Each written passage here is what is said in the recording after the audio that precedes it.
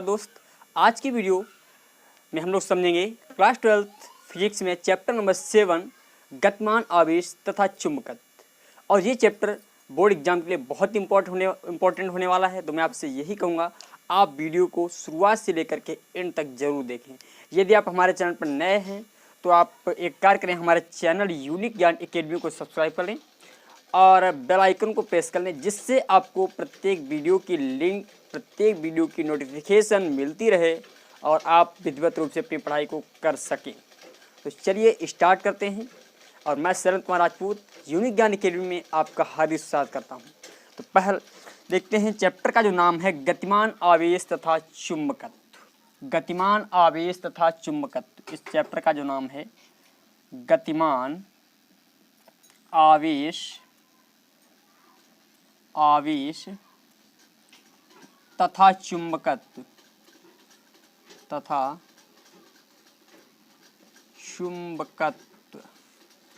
यानी गतिमान आवेश तथा चुंबकत्व। क्या है गतिमान आवेश और चुंबकत्व, इसको हम लोग समझते हैं। गतिमान आवेश तथा चुंबकत्व यानी देखेंगे हम इस चैप्टर में समझेंगे क्या, ये पूरा फोकस कहाँ से है, क्या हमें इस चैप्टर में समझना है, क्या पढ़ना है, इसको हम लोग पहले समझते हैं। तो मैं आपको बता दूं, इस चैप्टर में सिर्फ हमें एक चीज़ के बारे में नॉलेज भिन्न भिन्न विधियों से ग्रहण करना है। इसमें होगा क्या, आवेश को हम यानी गतिमान यानी आवेश हमारा चलेगा। आवेश क्या है, गतिमान होगा। आवेश जो है हमारा गति करेगा और उस पर लगने वाले चुंबकीय बल की गणना करनी पड़ेगी। यानी ये मान लेते हैं चुंबकीय क्षेत्र है, तो चुंबकीय क्षेत्र में कोई आवेश यदि गति कर रहा है तो उस पर कितना बल लगेगा, ये हमें ध्यान से विधिवत रूप से एक एक करके समझना है। तो चलें स्टार्ट करते हैं।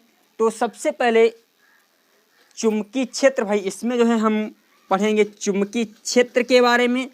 आवेश को तो हम पढ़ चुके हैं, चैप्टर नंबर 1 से पढ़ते आ रहे हैं। आवेश को विधिवत रूप से जान गए हैं, पहचान गए हैं, पर अब हमें चुंबकीय क्षेत्र को समझना है। क्या होता है चुंबकीय क्षेत्र? तो सबसे पहले चुंबकीय क्षेत्र को समझने से पहले हम समझ लेते हैं चुंबक क्या है। चुंबक तो आपको बता दूं, हमारे एशिया महाद्वीप में 17वीं शताब्दी में एशिया माइनर यानी एशिया माइनर नामक जगह है। एशिया माइनर नामक जगह है। वहाँ पर 17वीं शताब्दी में कौन सी शताब्दी, 17वीं शताब्दी में कुछ लोग एशिया माइनर जो पर्वत है, उस पर्वत पर क्या करते थे, जाते थे। और एशिया माइनर में पर्वत का जो नाम है वो मैग्नीशिया है। मैग्नीशिया इस पर्वत का जो नाम है भैया वो है मैग्नीशिया। क्या नाम है? मैग्नीशिया। और इस मैग्नीशिया पर्वत पर जो लोग जाते थे, जो गाय चराने, पहले जब नॉलेज नहीं था चुंबक का, उस समय की मैं बात कर रहा हूँ 17वीं शताब्दी की। तो होता क्या था, पहले ये जो है आज हम लोग रिलैक्सो और जो है चमड़ा की जो है स्लीपर्स यूज करते हैं, प्लास्टिक की स्लीपर्स यूज करते हैं। तो उस समय ऐसा नहीं था। उस समय जो धातुएं जो है हम स्लीपर्स यूज करते थे, खड़ाऊ यूज करते थे, या जैसे घोड़ों की जो नालें लगती हैं, इसी प्रकार हम लोग जो है लकड़ी की स्लीपर यानी खड़ाऊ हमारी बनती थी।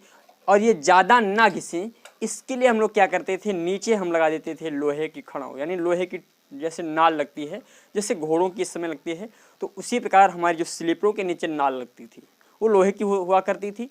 तो जो लोग नाल युक्त स्लीपर यानी खड़ाऊ पहनकर इस पर्वत पर जाते थे, तो होता क्या था, इनकी जो है खड़ाऊ चपकने लगती थी। उस समय किसी ने भी ध्यान नहीं दिया क्या है क्या नहीं। और कुछ समय बाद धीरे धीरे जब विकास हुआ 16वीं या 17वीं शताब्दी के आगे, तो उस पर्वत पर जब खोज की गई तो उस पत्थर को निकाला गया। तो उसमें एक गुण विद्यमान था, वो लोहा को अपनी ओर खींच लेता, निकिल को अपनी ओर खींच लेता, कोबाल्ट को अपनी ओर खींच लेता, अन्य ऐसी जो है धातुएं थी, इन सभी को अपनी ओर आकर्षित कर लेता था। तो इसको जो नाम दिया गया, वैज्ञानिकों ने इसको नाम दे दिया चुंबक। क्या नाम दे दिया? चुंबक। और इसको अंग्रेजी में हम लोग कहते हैं मैग्नेट। अंग्रेजी में कहते हैं हम लोग क्या? मैग्नेट कहते हैं। तो चुंबक की परिभाषा लिखना चाहें तो ये कार्य कर सकते हैं, चुंबक प्रकृति में पाया जाने वाला, चुंबक प्रकृति में पाया जाने वाला वह पत्थर है, चुंबक प्रकृति में पाया जाने वाला वह पत्थर है जो चुंबकीय वस्तुएं जैसे लोहा, निकिल, कोबाल्ट आदि को अपनी ओर आकर्षित करता है, आदि को अपनी ओर आकर्षित करता है। समझ गए? और इंग्लिश में इसे कहते हैं मैग्नेट, और मैग्नेट वर्ड से ही या मैग्नीशिया वर्ड से ही आपका मैग्नेट बना है। मैग्नीशिया वर्ड से ही आपका जो वर्ड बना है मैग्नेट बना है। चलो और देखते हैं आगे। इसके बाद जो चुंबक आपकी होती है वो दो प्रकार की होती है। चुंबक जो होती है आपकी दो प्रकार की होती है, यानी आकार के आधार पर जो चुंबकीय होती हैं, यानी अपनी बनावट के आधार पर जो चुंबकीय होती हैं दो प्रकार की होती हैं। कैसे होती हैं देखें। एक होती है चुंबक यानी चुंबक के प्रकार। पहली होती है कृत्रिम चुंबक, कृत्रिम चुंबक होती है, और दूसरी होती है प्राकृतिक चुंबक, प्राकृतिक चुंबक। तो कृत्रिम चुंबक कौन सी है और प्राकृतिक चुंबक कौन सी है, इनको हम लोग ध्यान से समझते हैं। कृत्रिम चुंबक का मतलब जिन चुंबकों का आकार, आयतन और आकृति, आकार, आयतन और आकृति क्या होती है? निश्चित होती है। जिन चुंबकों का आकार भी, आयतन और ये सभी चीज़ें क्या है? निश्चित हैं। आकार निश्चित है, आकार, आयतन,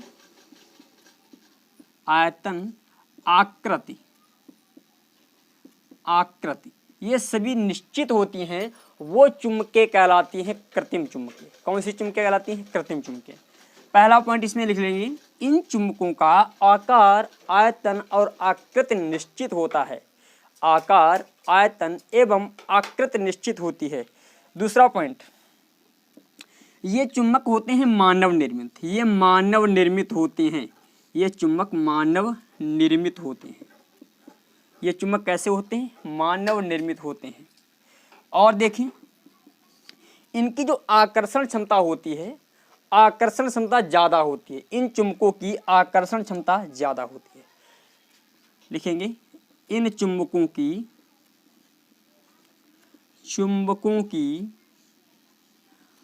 आकर्षण क्षमता ज़्यादा होती है, ज़्यादा होती है। इन चुंबकों की जो आकर्षण क्षमता होती है वो ज़्यादा होती है। और आपको बता दें, इन्हीं चुंबकों का प्रयोग, इन चुंबकों का जो उपयोग होता है वो वैज्ञानिक प्रयोगों में किया जाता है। इन चुंबकों का उपयोग हम वैज्ञानिक प्रयोगों में करते हैं, यानी प्रयोगशाला में किया जाता है। लिखेंगे, इन चुंबकों का उपयोग,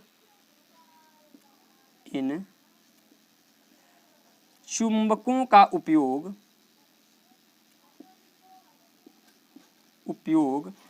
प्रयोगशाला में किया जाता है।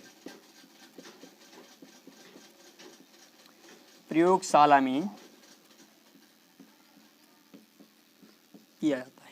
इन चुंबकों का प्रयोग जो है या उपयोग प्रयोगशाला में किया जाता है। ऐसी चुंबकें होती हैं। अब हम लोग समझते हैं प्राकृतिक चुंबकें क्या होती हैं। तो प्राकृतिक चुंबकों का आकार, आयतन और आकृति निश्चित नहीं होती है। लिखेंगे, इन चुंबकों का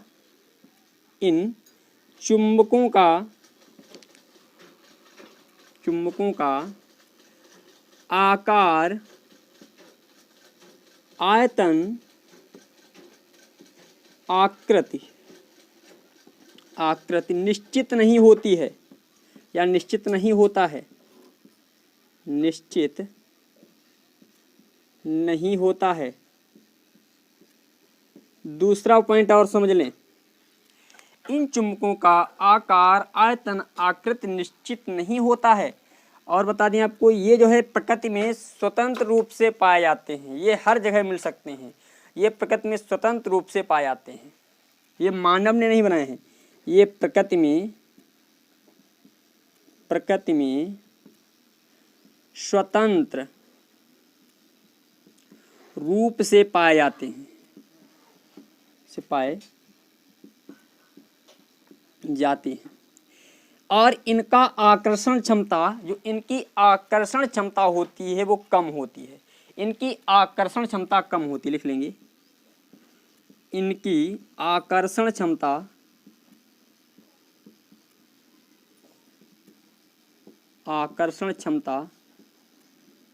कम होती है। इन सभी की जो है आकर्षण क्षमता क्या होती है, कम होती है। इनका उपयोग प्रयोगशाला में नहीं किया जाता है, इनका उपयोग प्रयोगशाला में नहीं किया जाता है। ये तो ओरल चीजें हैं, और कुछ चीजें समझते हैं हम लोग आगे। जो कृत्रिम चुंबक होती है वो आपकी दो प्रकार की होती है, जो कृत्रिम चुंबक होती है वो आपकी दो प्रकार की होती है। कृत्रिम चुंबक दो प्रकार की कैसे होती है इसको हम लोग समझते हैं। देखें, इसमें आता है एक दंड चुंबक और एक आती है नाल चुंबक, एक दंड चुंबक और एक आती है नाल चुंबक। एक होती है दंड चुंबक, यानी एक दंड चुंबक, और दूसरी होती है नाल चुंबक। दंड चुंबक और नाल चुंबक। तो दंड चुंबक किस प्रकार की होती है? दंड चुंबक में दो सिरे होते हैं, वो इस प्रकार की, देखिए इसमें दो सिरे ही होते हैं, ये एक एन और एक एस, और दो सिरे इसमें भी होते हैं, वो आपकी नाल के आकार की होती है, इस प्रकार होती है। ये जो चुंबक है नाल चुंबक आपकी इस प्रकार की होती है, ये हमारी नाल चुंबक है और ये हमारी दंड चुंबक है। नाल चुंबक का प्रयोग हम लोग जो है अपने प्रयोगों में भी करते हैं, और इन दोनों यानी ये दोनों जो है चुंबकों, इन दोनों चुंबकों का उपयोग हम वैज्ञानिक प्रयोगों में करते हैं, और मैं बताऊंगा कहाँ पर किस चुंबक का प्रयोग करते हैं। तो इस वीडियो को एंड तक देखेंगे, और एक एक जो मैं टॉपिक जो मैं बोल रहा हूँ इन सभी टॉपिकों को आपको नोट भी करना पड़ेगा। तो चलते हैं। चुंबक में दो ध्रुव होते हैं, इसको कहते हैं उत्तरी ध्रुव और ये होता है हमारा दक्षिणी ध्रुव। इसके पश्चात ये तो चुंबक हुई, और चुंबक में ऑस्ट्रेट का प्रयोग। अब हम लोग समझते हैं चुंबक के प्रयोग, तो डालेंगे हेडिंग, चुंबक के प्रयोग में ऑस्ट्रेट का प्रयोग आता है। हमने क्या किया, एक ये तार ले लिया, देखिए ऑस्ट्रेट का प्रयोग डालेंगे हेडिंग, ऑस्ट्रेट का प्रयोग, ऑस्ट्रेट का प्रयोग। ऑस्ट्रेट का प्रयोग क्या है? ऑस्ट्रेट का प्रयोग देखें भैया, ऑस्ट्रेट ने क्या किया भैया, एक जो है तार लिया, ये तार ले लिया इन्होंने, और इस तार को एक बैटरी से जोड़ दिया। इस तार को क्या किया भैया, एक बैटरी से जोड़ दिया। मान लेते हैं ये इन्होंने क्या की, एक बैटरी से इसे इस प्रकार जोड़ दिया, ये इन्होंने क्या किया, बैटरी से जोड़ दिया, ठीक है। और यहाँ पर एक कुंजी लगा दी, एक कुंजी लगा दी। इस समय क्या है, हमारी कुंजी जो है ऑफ है। ऑफ कहने का मतलब ये है कि इसमें धारा का प्रवाह नहीं हो रहा है। फिर अगले क्षण इन्होंने क्या किया, यहाँ पर मैं चित्र बनाता हूँ, हाँ दिखाई पड़ेगा, बिल्कुल दिखाई पड़ेगा। अगले क्षण इन्होंने क्या किया, एक दूसरा तार लिया ये, और इस तार में भी एक बाह्य बैटरी जोड़ दी, एक बैटरी ये जोड़ दी,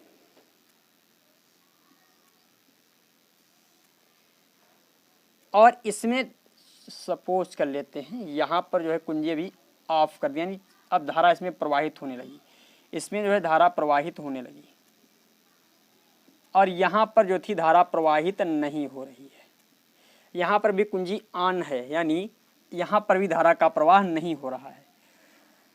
और इन्होंने क्या किया, फिर अगली स्थिति में इन्होंने क्या करके देखा, चुंबकीय सुई यानी जो है वैद्युत धारा की दिशा को बदल करके देखा। धारा की दिशा पहले ये थी और अब इन्होंने क्या कर दिया, धारा की दिशा को ही बदल दिया।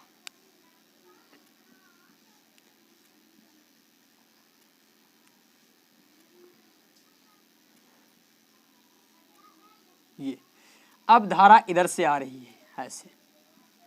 ये 3 स्थितियां देखी इन्होंने। मतलब पहली स्थिति में क्या बताया कि इस समय जो है इसमें वैद्युत धारा का प्रवाह नहीं हो रहा है। दूसरी स्थिति में वैद्युत धारा का प्रवाह हो रहा है।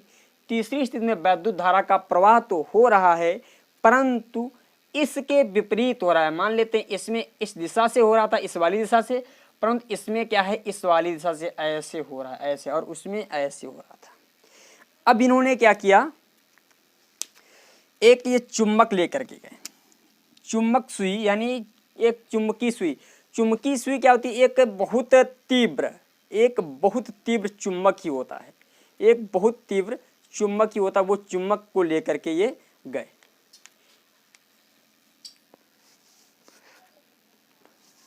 और इन्होंने उस चुंबक को, देखिए यहाँ पर ये चुंबकीय सुई हमारी है, एक ये चुंबकीय सुई, और इस चुंबकीय सुई को जब इन्होंने देखा, यहाँ पर रखा, तो देखने को क्या मिला, ये बिल्कुल इसमें कोई भी विक्षेप नहीं था। इस चुंबकीय सुई में यानी इस स्थिति में कोई भी विक्षेप नहीं था। कब, जब इसमें जो है कोई भी धारा का प्रवाह नहीं था। यानी जब इसमें धारा का प्रवाह बिल्कुल नहीं था तो चुंबकीय सुई में भी कोई विक्षेप नहीं था। चुंबकीय सुई में कोई भी विक्षेप नहीं था। यानी जब धारा का प्रवाह नहीं है इस तार में, तब तक इसमें कोई भी चुंबकीय विक्षेप, इस सुई में कोई भी विक्षेप नहीं है। अब इन्होंने क्या किया, अब धारा को प्रवाहित कर दिया। जब धारा को इन्होंने प्रवाहित कर दिया तो एक स्थिति देखने को आई। भैया थोड़ा मैं एक कार्य कर देता हूँ, चलो। यहाँ पर इन्होंने चुंबकीय सुई को रखा। जब दूसरी स्थिति में यानी धारा प्रवाहित कर दी, तब इन्होंने चुंबकीय सुई को रखा। इस स्थिति में जब चुंबकीय सुई को रखा तो क्या देखने को मिला, जो इनका उत्तरी सिरा था, देखिए भाई धारा की दिशा क्या है, ये ऐसे जा रही धारा ना, तो इसमें हुआ क्या, ये दक्षिणी ध्रुव यानी दक्षिणी ध्रुव इस प्रकार यानी धारा की दिशा में, यानी इसमें कुछ ना कुछ विक्षेप हुआ। ये सीधे सीधे कह सकते हैं, इसको हम दिशा ना देकर सीधे कहते हैं जैसे ही जैसे धारा प्रवाहित की उसी प्रकार चुंबकीय सुई में भी क्या हुआ, विक्षेप हुआ। मतलब पहले ऐसे थी सुई हमारी बिल्कुल सीधी, और अब यही सुई जो हो गई हमारी इस प्रकार से हो गई। ये देखिए यहाँ पर यन हो गया और यहाँ पर यस हो गया। यानी जब धारा प्रवाहित कर दी तो इस प्रकार का विक्षेप हुआ। और अगली स्थिति में क्या हुआ, जब इन्होंने धारा की दिशा को बदल दिया। पहले धारा इधर से जा रही थी और अब की बार धारा इधर से जा रही। तब इन्होंने क्या किया, तो देखा भैया इसमें जैसे धारा की दिशा बदली तो धारा की दिशा बदलने के साथ साथ भैया इसमें जो है चुंबकीय सुई में भी विक्षेप क्या हुआ, उसी के विपरीत हो गया। पहले एन इधर था और अब की बार एन क्या हुआ, एन हमारा ये ऊपर आ गया, इस प्रकार हो गया। ये देखिए यन हमारा यहाँ पर आ गया और यस यहाँ पर आ गया, यन हमारा यहाँ पर आ गया और यस हमारा यहाँ पर आ गया। इसमें क्या हुआ कि इन्होंने जब एक चालक लिया और एक चालक में जब कोई धारा प्रवाहित नहीं हो रही थी तब उसमें देखा कोई भी विक्षेप नहीं है। जैसे धारा प्रवाहित की तो इसमें कुछ विक्षेप हुआ। इन्होंने क्या किया, धारा की दिशा को बदल दिया। जब धारा की दिशा को बदला तब देखा विक्षेप हो रहा है, तब देखा विक्षेप हो रहा है। इससे इन्होंने एक प्रयोग निकाल लिया, एक निष्कर्ष निकाला। इस प्रयोग से इन्होंने एक निष्कर्ष निकाला। वो निष्कर्ष क्या था, इन्होंने कह दिया कि भैया जो चुंबक है विद्युत का प्रवाह या विद्युत के प्रभाव को या विद्युत का प्रभाव इस पर पड़ता है, चुंबक पर भी विद्युत का प्रभाव पड़ता है। या हम ये कह सकते हैं वैद्युत क्षेत्र में चुंबकीय क्षेत्र होता है। इसका मतलब यहाँ पर ये क्या है, वैद्युत क्षेत्र है और जहाँ पर चुंबक वहाँ पर चुंबकीय क्षेत्र। तो एक चीज़ क्लियर हो गई कि भैया वैद्युत क्षेत्र और चुंबकीय क्षेत्र वैद्युत क्षेत्र और चुंबकीय क्षेत्र, एक तरीके से हम ये कह सकते हैं जहाँ पर वैद्युत क्षेत्र होगा वहाँ पर चुंबकीय क्षेत्र भी होगा, वहाँ पर क्या होगा, चुंबकीय क्षेत्र भी होगा। इसका मतलब ये हुआ चुंबकीय क्षेत्र और वैद्युत क्षेत्र दोनों भाई भाई हैं। ये प्रयोग इन्होंने निकाला।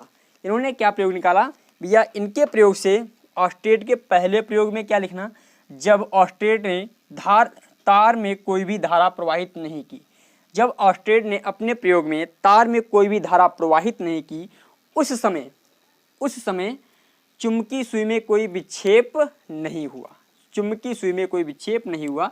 दूसरी स्थिति डालना, जब इन्होंने तार में धारा प्रवाहित की तो चुंबकीय सुई में विक्षेप हुआ, चुंबकीय सुई में विक्षेप हुआ। फिर नंबर 3 में अब वैद्युत धारा की दिशा को बदल दिया, वैद्युत धारा की दिशा को बदल दिया तो चुंबकीय सुई का विक्षेप भी, चुंबकीय सुई का विक्षेप भी विपरीत दिशा में हो गया, चुंबकीय सुई का विक्षेप भी या विक्षेपण दिशा भी बदल गई। इससे यह निष्कर्ष निकलता है, इससे यह निष्कर्ष निकलता है कि जहाँ पर चुंबकीय क्षेत्र, जहाँ पर वैद्युत क्षेत्र होगा वहाँ पर चुंबकीय क्षेत्र भी उत्पन्न होता है। इससे यह निष्कर्ष निकलता है कि जहाँ पर वैद्युत क्षेत्र होता है वहाँ पर चुंबकीय क्षेत्र भी उत्पन्न होता है, और जहाँ पर चुंबकीय क्षेत्र होता है वहाँ पर, जहाँ पर चुंबकीय क्षेत्र होता है वहाँ पर हम वैद्युत क्षेत्र भी उत्पन्न कर सकते हैं। और यही जो प्रयोग होता है ऑस्टेट का जो प्रयोग ही है वो आपका एक अल्टरनेटर जो आप देखते हो, अल्टरनेटर जनरेटर, उसमें जो आगे जो लगा होता है एक डिब्बा जैसा, जैसे इधर होता है इस प्रकार का इंजन जैसा होता है, यहाँ पर ये होता है इंजन जैसा और यहाँ पर इस प्रकार लगा होता है ना, ये होता है अल्टरनेटर। जो अल्टरनेटर होता है वो सिर्फ ऑस्टेट के प्रयोग के अनुसार ही, ये ऑस्टेट के प्रयोग के अनुसार इसे बनाया गया है। ये ऑस्टेट के प्रयोग की ड्राइंग है। कैसे देखें यहाँ पर,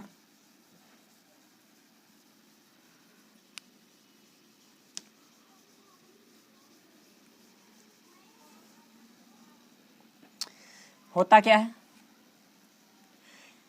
इसमें एक कॉइल लगी होती है, कॉइल यानी एक कुंडली लगी होती है, और उसमें क्या होता है बहुत से तार इस प्रकार लिपटे होते हैं।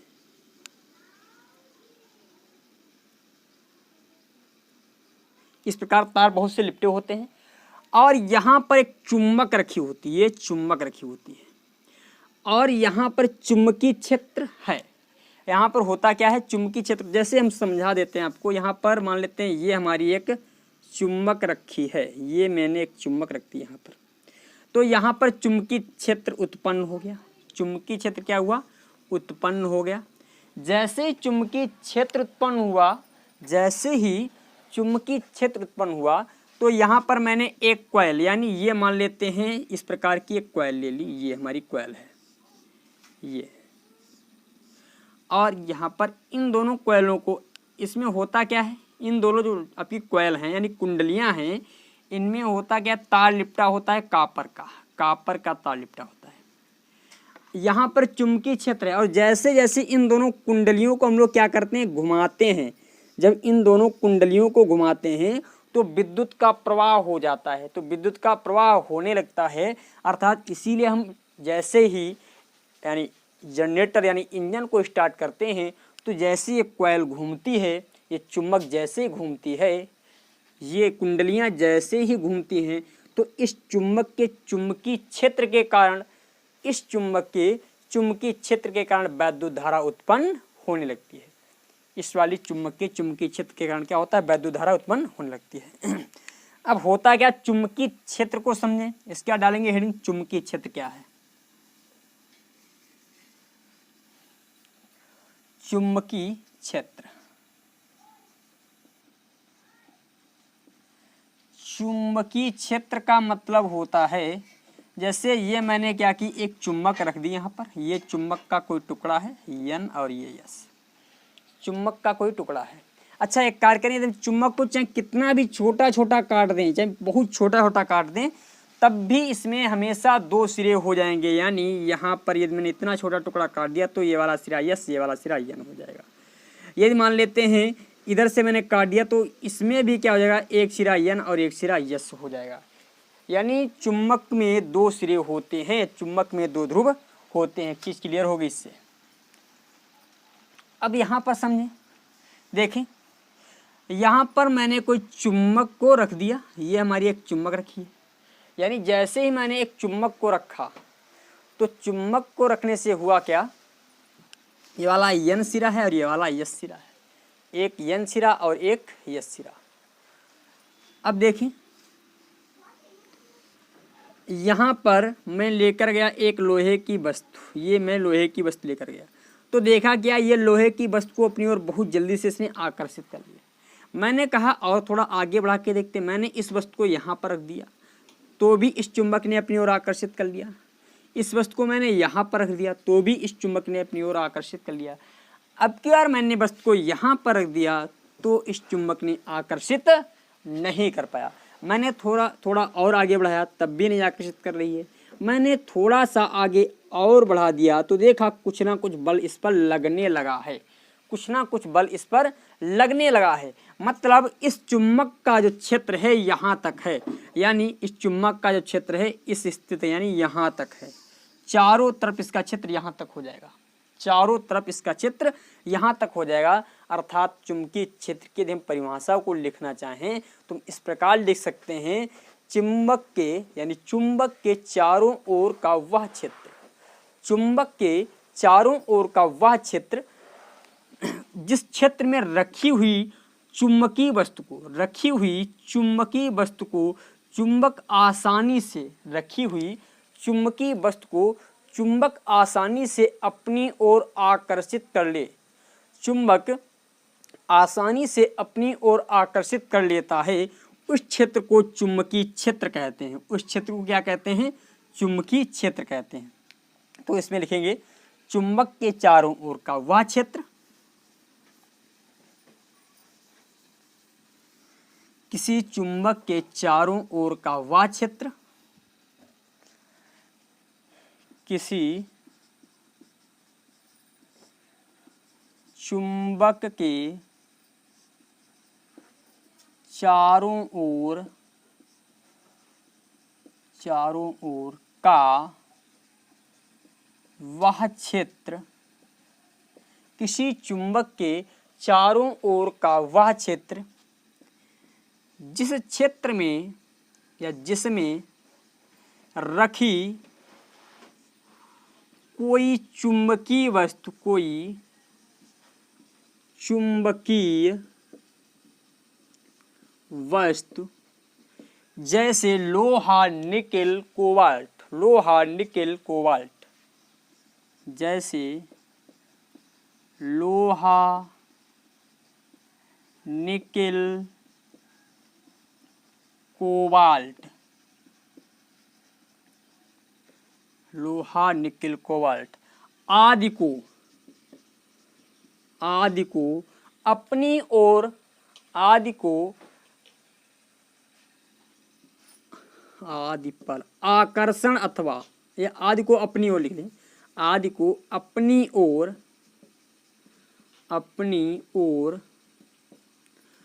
आकर्षित कर लेता है, आकर्षित कर लेता है, कर लेता है, आदि को अपनी ओर आकर्षित कर लेता है, चुंबकीय क्षेत्र कहलाता है, चुंबकीय क्षेत्र कहलाता है। क्या कहलाता है, चुंबकीय क्षेत्र। मैंने क्या बताया, किसी चुंबक के चारों ओर का वह क्षेत्र, किसी चुंबक के चारों ओर का वह क्षेत्र जिसमें रखी कोई चुंबकीय वस्तु, रखी कोई चुंबकीय वस्तु जैसे लोहा ले लें, निकिल ले लें, कोबाल्ट ले लें और अन्य चुंबकीय वस्तुएं हैं। इन सभी चुंबकीय वस्तुओं के बारे में बता रहा हूँ। तो इन चुंबकों को जो अपनी ओर आकर्षित कर ले, जिस क्षेत्र में अपनी ओर यानी जहाँ तक अपनी ओर आकर्षित कर सके, वही एरिया क्या कहलाती है, चुंबकीय क्षेत्र कहलाती है, यानी चुंबक का क्षेत्र कहलाती है।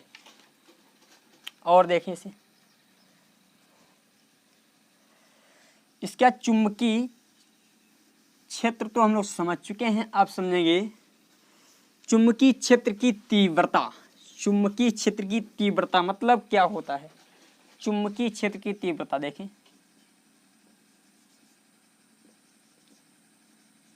चुंबकीय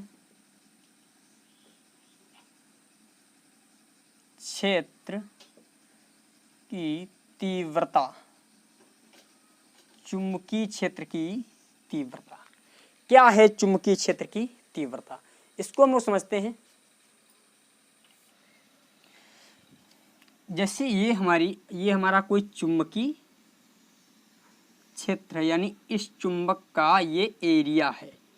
इस चुंबक क्या है? एक एरिया है।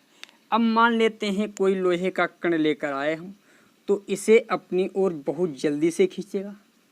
यदि मैं यहाँ पर रख दूँ इस कण को, तो उतनी यानी लगाएगा बल, पर उतना बल नहीं लगाएगा।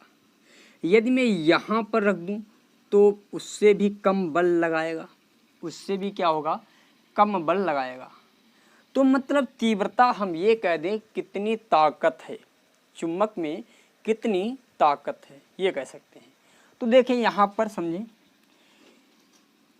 चुंबकीय क्षेत्र में अब भैया मान लेते हैं ये कोई दूसरी चुंबक लेकर के आ गए हम, यहाँ पर N और यहाँ पर S, यहाँ पर N है और यहाँ पर S है। मान लेते हैं यहाँ पर भैया S सिरा, यहाँ पर N सिरा है। इस चुंबक को, अच्छा मैं इसे मान लेता हूँ ये S है और ये N है, और यहाँ पर मान लेता हूँ ये N है और ये S है, ठीक है।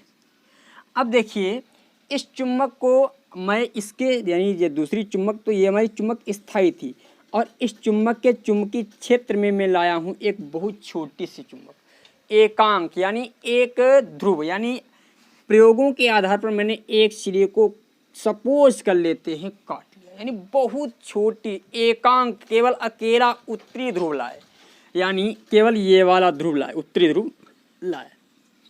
जब मैं केवल इस ध्रुव को, यानी एकांक उत्तरी ध्रुव को लाया, केवल इतने को, तो इसने क्या किया भैया? N सिरा जो क्या करता है इसे, क्योंकि ये भी उत्तरी ध्रुव और ये भी उत्तरी ध्रुव, उत्तरी ध्रुव को क्या करेगा? उत्तरी ध्रुव को प्रतिकर्षित करेगा, यानी दूर दूर भगाने की कोशिश करेगा। ये इसको दूर भगा रहा है, तो इस पर जो बल लगेगा, इस पर जो बल लगेगा उसी को हम क्या कहते हैं? वैद्युत क्षेत्र की तीव्रता। क्या कहते हैं? वैद्युत क्षेत्र की तीव्रता कहते हैं। इससे हम ये लिख सकते हैं चुंबकीय क्षेत्र में किसी बिंदु पर, यानी ये वाला बिंदु, किसी बिंदु पर एकांक उत्तरी ध्रुव, चुंबकीय क्षेत्र में किसी चुंबकीय, यानी ये कोई किसी चुंबकीय क्षेत्र में एकांक उत्तरी ध्रुव पर, किसी चुंबकीय क्षेत्र में एकांक उत्तरी ध्रुव पर, किसी चुंबकीय क्षेत्र में एकांक उत्तरी ध्रुव जितने बल का अनुभव करता है, जितने बल का अनुभव करता है, मान लेते हैं यहाँ पर यस है, यहाँ पर यन है, ये इसे प्रतिकर्षित करेगा, और कितने बल से प्रतिकर्षित करेगा वही बल, यानी कितनी तेज धक्का लगाएगा, कितनी तेज से इसे वापस भेजेगा, उसी बल को हम लोग कहते हैं वैद्युत क्षेत्र की तीव्रता। क्या कहते हैं? वैद्युत क्षेत्र की तीव्रता। इसमें लिख लेंगे, इसमें रफ कर देता हूँ डिफिनीशन, अपने आप लिखिएगा, बोल देता हूँ या अपने आप लिख देता हूँ, बोर्ड पर लिखें। किसी चुंबकीय क्षेत्र में, किसी चुंबकीय क्षेत्र में किसी चुंबकीय क्षेत्र में किसी बिंदु पर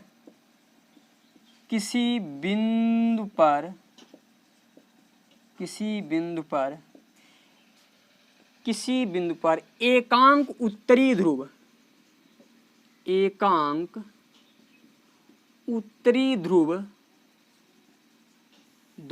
जितने बल का अनुभव करता है, एकांक उत्तरी ध्रुव जितने बल का अनुभव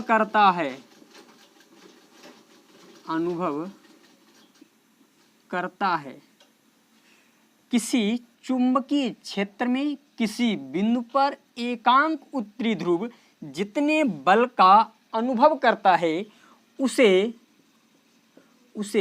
चुंबकीय क्षेत्र की तीव्रता कहते हैं। उसे चुंबकीय क्षेत्र की तीव्रता कहते हैं, तीव्रता कहते हैं। इसे ई से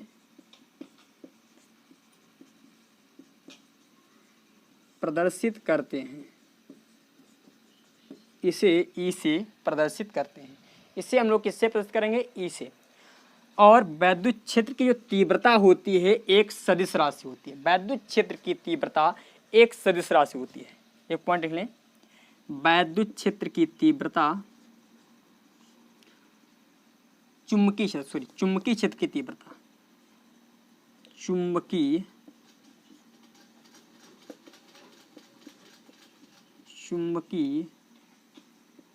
क्षेत्र की तीव्रता एक सदिश राशि होती है या एक सदिश राशि है। चुंबकीय क्षेत्र की तीव्रता क्या है? एक सदिश राशि। देखें यहाँ पर ई, ये सदिश राशि कैसे है? यदि मैंने यहाँ पर देखिए ये कोई चुंबक है, चुंबकीय क्षेत्र है, यहाँ पर ये कोई चुंबक रखी है और यहाँ पर मैं मान लेते हैं ये एन है और ये एस है। यहाँ पर कोई उत्तरी ध्रुव लेकर गया तो उत्तरी ध्रुव को ये क्या करेगी? अपनी ओर आकर्षित करेगी। ये अपनी ओर क्या करेगी? आकर्षित करेगी। तो देखिए ये यहाँ पर सदिश हो गया, यहाँ पर क्या हो गया? सदिश हो गया। यानी ये दिशा इसकी ये हो गई भाई, इधर बल लग रहा है तो लगने वाली बल की दिशा होती है इसकी। और यहाँ पर मान लेते हैं यदि एनसिरा होता तो ये क्या करता है? इसे प्रतिकर्षित करता, बाहर की ओर होता। ये सदिश होती है। अब देखें इसको थोड़ा समझते हैं, इसमें दिशा किस प्रकार की होती है। इसे मैं रफ कर दूं। देखिए दंड चुंबक में क्या होती है? दंड चुंबक में दो ही दिशाएं होती हैं। दंड चुंबक में दो ही दिशाएं होती हैं। दंड चुंबक में क्या दिशा हो सकती है? कहीं पर दंड चुंबक दे दी जाए तो उसके लिए चुंबकीय क्षेत्र की जो तीव्रता होगी या तो बाहर की, जैसे मान लेते हैं ये कोई दंड चुंबक है, ये एन है और ये एस है। इसमें जो दिशा के दो रास्ते हैं, इसमें एन से एस की ओर होता है, ये होती है चुंबकीय क्षेत्र की दिशा। क्योंकि इस प्रकार भैया ये चुंबकीय बल रेखाएं चलती हैं, इस प्रकार तो चलती हैं, तो यहाँ पर चुंबकीय क्षेत्र की दिशा ये हो जाएगी, यही तो हो जाएगी, ये हो जाएगी चुंबकीय क्षेत्र की दिशा। समझ गए? ये हमारी चुंबकीय क्षेत्र की दिशा हो जाएगी। तो दंड चुंबक में इस प्रकार का होता है। दंड चुंबक में चुंबकीय क्षेत्र की दिशा यानी एन एस जो होता है हमारा इस प्रकार का होता है, एन से एस की ओर। और यदि मैं कह दूं कागज तल के लंबवत, अब हमें कागज तल पे बहुत ज़्यादा ज्ञात करना है। मान लेते हैं कागज तल के लंबवत यदि कहीं पर दिशा प्रदर्शित करनी पड़ जाए, कागज तल के लंबवत ये दिशा प्रदर्शित करनी पड़ जाए, लंबवत ऊपर की ओर प्रदर्शित करनी पड़ जाए, कागज तल के लंबवत मतलब ये कागज तल के बाहर की ओर है। यदि कहीं पर चुंबकीय क्षेत्र की दिशा कागज तल के बाहर की ओर दे रखी हो, अब कैसे समझेंगे इसे? देखिए यहाँ पर मैंने क्या किया, ये हमारा तार है, वैद्युत धारा इसमें प्रवाहित हो रही है।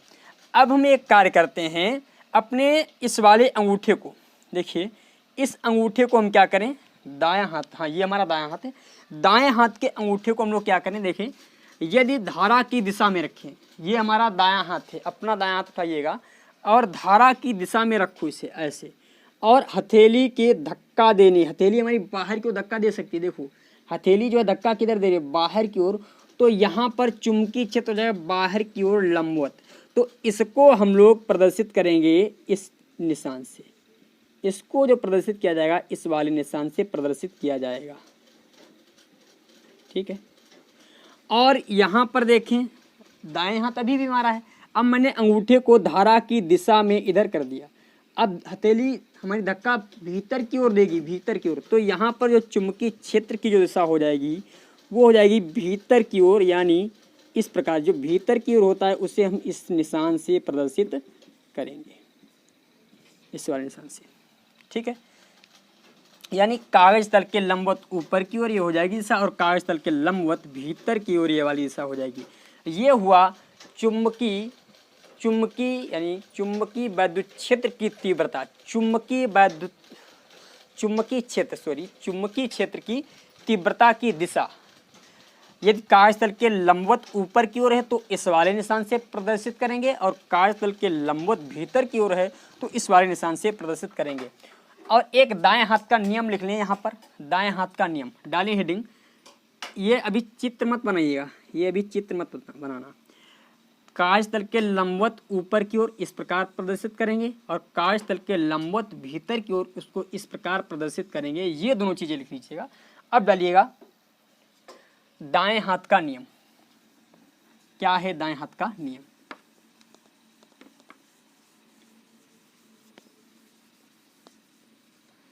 दाएं हाथ का नियम डालें हेडिंग। भाई ओस्टेड ने ये तो सिद्ध कर दिया था कि जहां पर वैद्युत धारा होगी वहां पर चुंबकीय क्षेत्र होगा, और जहां पर चुंबकीय क्षेत्र होगा वहां पर वैद्युत धारा होगी। दाएं हाथ का नियम। तो इसमें क्या हुआ, एक धारावाही चालक ले लेते हैं। एक हमने क्या किया, धारावाही चालक ले लिया, और इसमें मान लेते हैं ऊपर की ओर धारा प्रवाहित हो रही है। अब आपसे क्वेश्चन में पूछ दिया जाएगा कि जो है तार के बाएं तरफ, तार के बाएं